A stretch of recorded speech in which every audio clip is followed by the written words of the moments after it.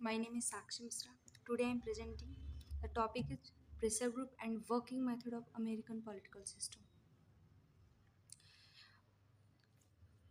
The, the question arises, what is pressure group?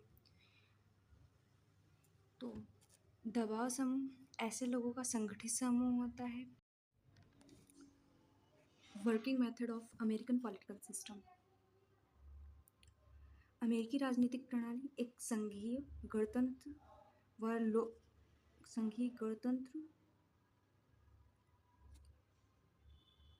गणतंत्र है जो शक्तियों के पृथक्करण और चेक एंड बैलेंस के सिद्धांत पर काम करती है. यहाँ द्विदलीय पार्टी सिस्टम है, एक डेमोक्रेट्स और रिपब्लिकन. डेमोक्रेटिक पार्टी उदारवादी विचारधारा वाली है और रिपब्लिकन पार्टी रूढ़िवादी विचारधारा वाली है. इसमें like NRA club, Syria club और एपेलोसियो ये सब बताते हैं कि प्राथमिक स्तर पर कैसे डेमोक्रेटिक पार्टी का फ्रेमवर्क मिलता है.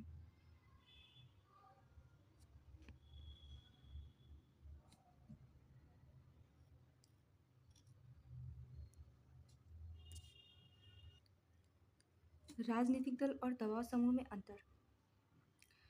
इसके कुछ गोल और स्कोप होते हैं जिसके कारण यह अंतर होता है.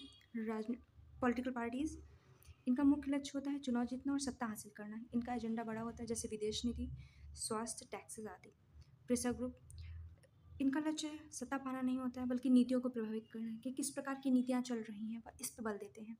ये अक्सर किसी एक खास मुद्दे को लेकर या अपना वॉइस एराइज करते हैं, जैसे पर्यावरण, मजदूर अधिकार या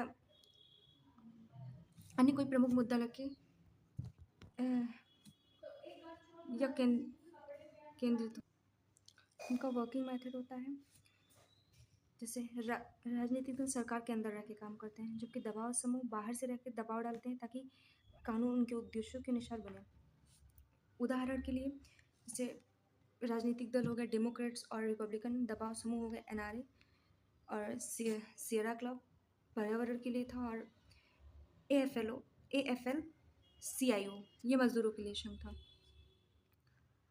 उसके बाद हम देखते हैं कि यह अपनी चुनावी भागीदारी कैसे तय करते हैं. राजनीतिक दल ये उम्मीदवारों को नामांकित करते हैं और चुनाव अभियानों का प्रबंधन कराते हैं.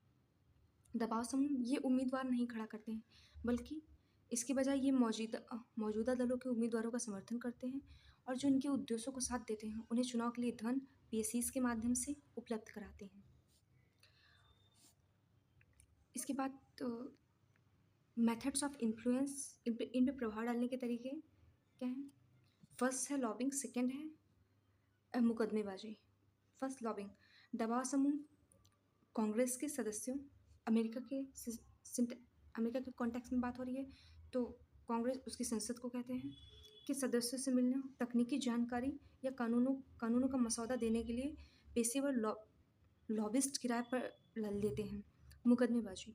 समूह अक्सर कानूनों को चुनौती देने के लिए अदालत का सहारा लेते हैं. उदाहरण के लिए नागरिक अधिकार समूह अक्सर उन कानूनों को पलटने के लिए मुकदमे दायर करते हैं जिन्हें भी असंवैधानिक मानते हैं.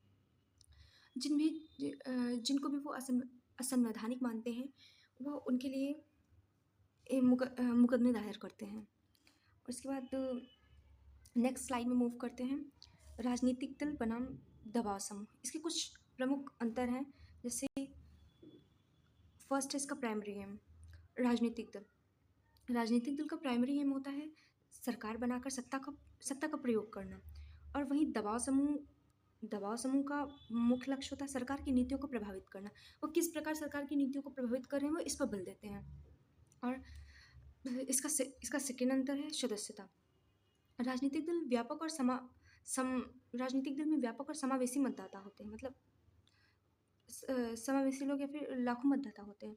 और दबाव समूह में सीमितता और विशिष्टता होती है. इसमें विशेष हितों वाले लोग होते हैं जो सिर्फ एक पर्टिकुलर हित से जुड़े होते हैं, जो सिर्फ एक एजेंडे से जुड़े होते हैं, वो लोग इसमें शामिल होते हैं. उसके बाद तो सेकेंड है रिस्पॉन्सिबिलिटी. रिस्पॉन्सिबिलिटी में पूरे मतदाता वर्ग, राजनीतिक दल में पूरे मतदाता वर्ग के ऊपर जवाबदेह होता है।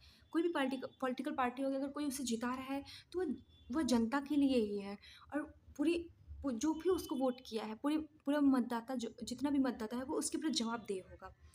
और दबाव समूह केवल अपने सदस्यों के प्रति जवाबदेह होते हैं, क्योंकि जो सिर्फ एक पर्सपेक्ट से जुड़े होते हैं, फिर जिनका सिर्फ एक ही पर्पज होता है, या फिर जिनका सिर्फ एक ही मुद्दा होता है, वह बस उससे जुड़े होते हैं।